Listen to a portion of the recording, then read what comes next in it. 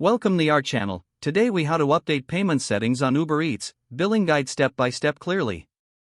First, make sure your phone is connected to the internet and you have the Uber Eats app installed. Open the Uber Eats app and sign in with the account you used to place orders. Tap the account or profile icon at the bottom of the screen. Look for the wallet option and tap it to open your payment methods. If you do not see wallet, tap settings and then select payments or wallet from the list. On the wallet screen, check the current payment method marked as selected. To add a new card, tap Add Payment Method or Add Card. Enter your card number, expiration date, and CVV exactly as shown on your card. Type the billing zip or postal code that matches your bank statement.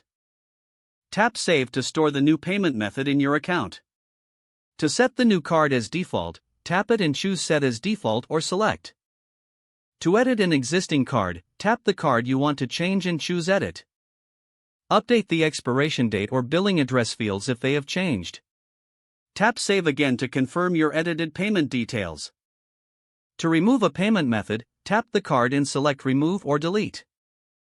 If the app asks for confirmation, tap Remove to finish deleting the card. If you want to use PayPal, Apple Pay, or Google Pay, select Add Payment Method and choose the supported option. Follow the on-screen prompts to link the payment service securely. Go back to the account or profile area to review other billing-related settings. Tap Orders to check recent receipts and confirm which payment method was charged. Open a recent order receipt to view the full breakdown, including tax, delivery fee, and tip. If you need to update your billing address, go to Settings and find Account Info or Personal. Update your address information carefully, then save the changes. If a payment fails, return to wallet and confirm your default method has sufficient funds and correct details. Try placing a small test order or reordering to verify the updated payment method works. For business or frequent orders, consider adding a backup payment method in wallet.